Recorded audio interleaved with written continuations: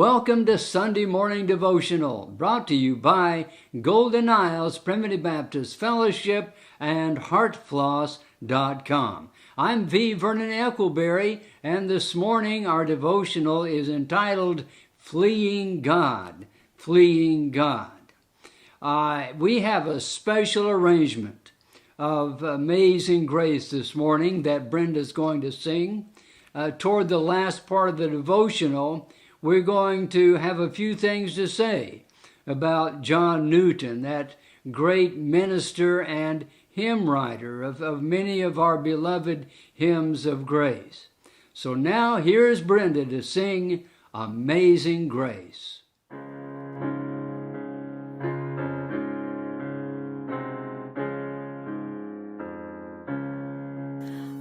Amazing grace, how sweet the sound that saved a wretch like me. I once was lost, but now am found, was blind, but now I see.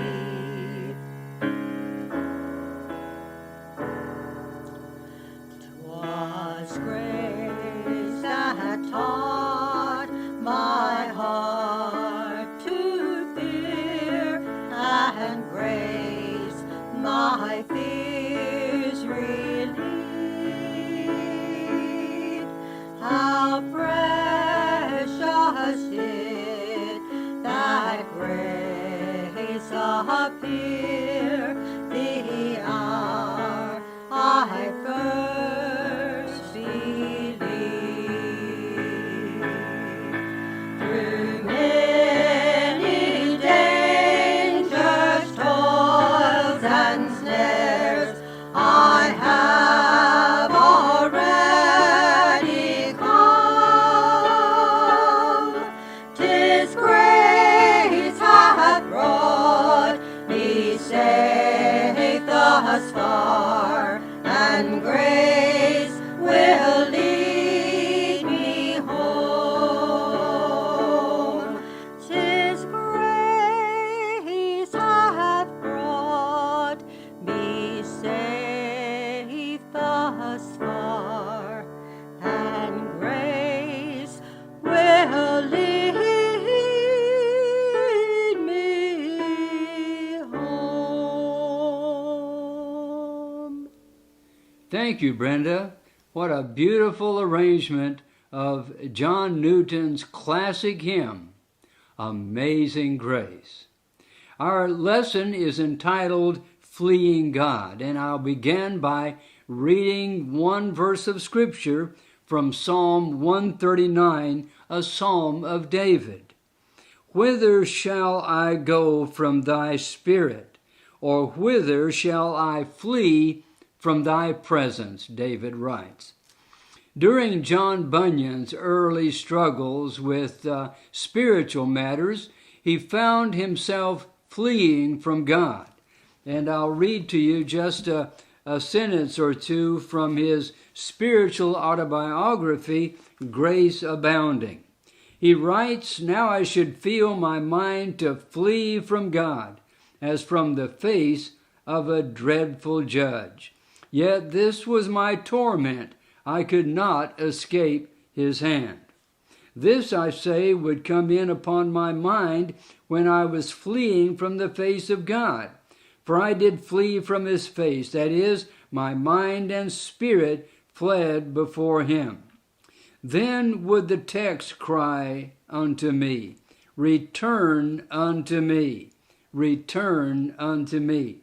But I could not return, but fled, though at some times it cried, Return, as if it did follow after me."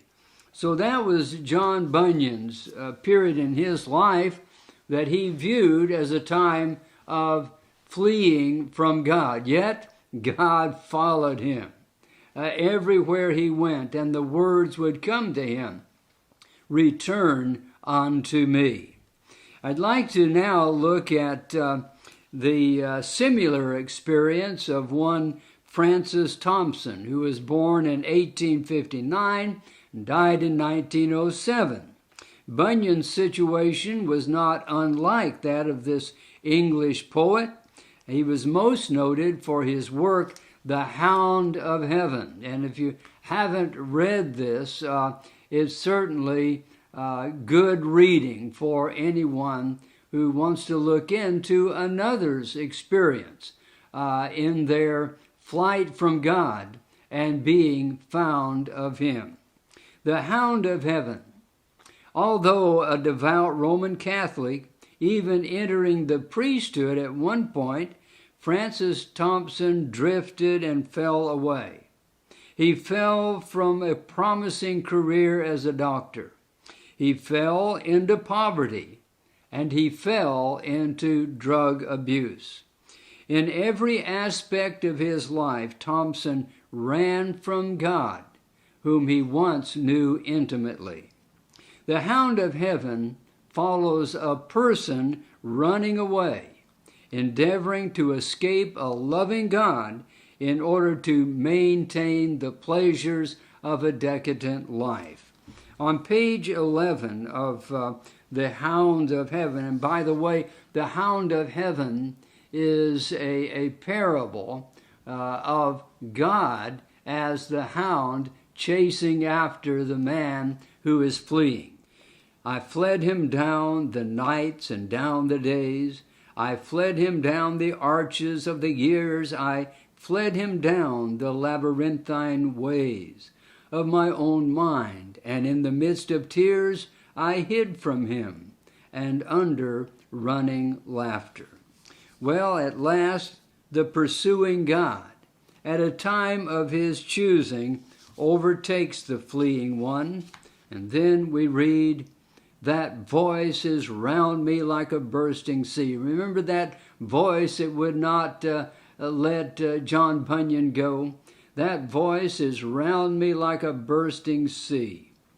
Whom wilt thou find to love, ignoble thee? The voice says, save me, save only me. All which I took from thee I did but take, not for thy harm, but just that thou mightest seek it in my arms. Rise, clasp my hand, and come. Halts by me that footfall, he writes. Is my gloom after all shade of his hand outstretched caressingly? Ah, fondest, blindest, weakest, God says, I am he whom thou seekest. The Hound of Heaven by Francis Thompson.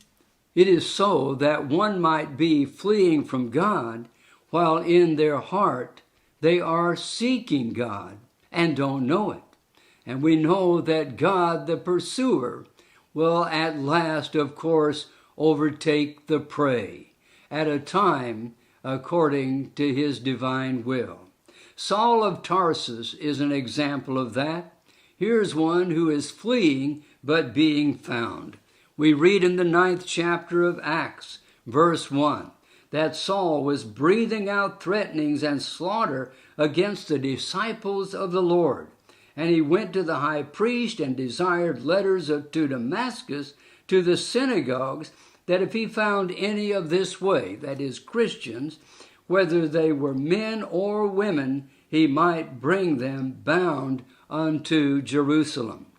As Saul zealously pursues his mission, he comes face to face with a God from whom all of his life he has been fleeing.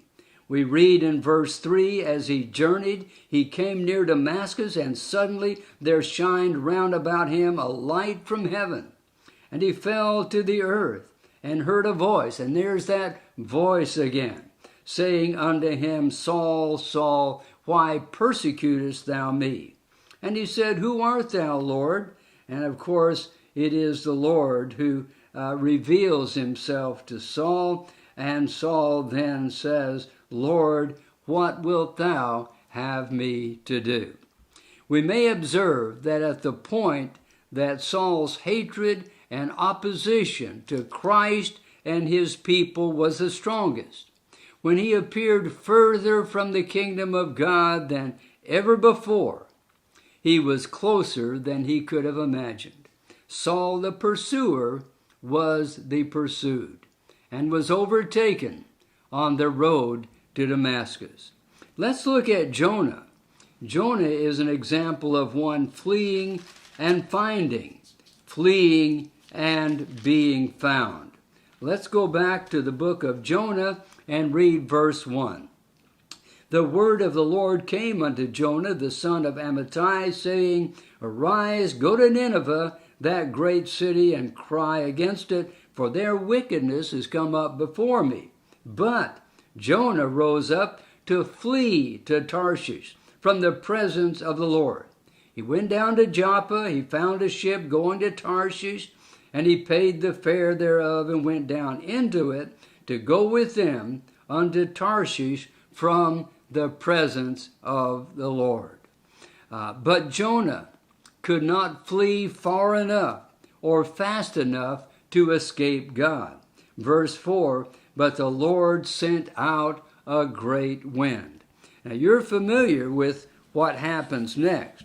At the bottom of the sea, swallowed by a great fish, seemingly as far from God as his flight could take him, he was nearer than ever to God and a crisis away from a profound turnaround in his life. Chapter 2, verse 7. When my soul fainted within me, I remembered the Lord, and my prayer came in unto thee, into thine holy temple. So Jonah no longer flees, now he is found, and now he is a follower. The word of the Lord, chapter 3, verse 1 reads, the word of the Lord came unto Jonah the second time, saying, Arise, go unto Nineveh, that great city, and preach unto it the preaching that I bid thee. So Jonah arose and went unto Nineveh according to the word of the Lord. Now let's look at whither shall I go, where we began our devotional this morning in Psalm 139. David, the sweet singer of Israel, lived a life of hills and valleys. His affair with Bathsheba amounted to a flight from God, in which he chose carnal pleasures over the presence of his Maker. But he could not escape. The Bathsheba event could not separate him from God, who refused to leave him alone. He later writes of this experience in Psalm 139, beginning at verse 7, Whither shall I go from thy spirit, or whither shall I flee from thy presence? If I ascend up to heaven, thou art there. If I make my bed in hell, behold, thou art there. If I take wings of the morning and dwell in the uttermost parts of the sea, even there shall thy hand lead me, and thy right hand shall hold me. If I say, Surely the darkness shall cover me, even the night shall be light about me. Yea, the darkness hideth not from thee, but the night shineth as the day, the darkness and the light are both alike to thee. During the critical junctures in our lives, we learn the futility of resisting God's advances. Archbishop Richard C. Trench pictures the outcome of our flights from God. He writes in this little poem, If there had anywhere appeared in space another place of refuge where to flee, my soul had found a refuge in that place and not in thee. But only when I found in earth and air and heaven and hell that such could nowhere be, that I could not flee from thee anywhere, I fled to thee. Now let's look at John Newton. Here's one that escaped to sea but was found in a storm. If you are, like so many, are fleeing from the presence of God in your life, you may be only one unexpected providence in your life from finding or being found by Christ as a shepherd who seeks after his sheep. It was so with 18th century Anglican clergyman John Newton. His Life and Spirituality is a series of autobiographical letters that he wrote concerning his flight from God. And this, where I pick it up, is during the time that he was a sailor.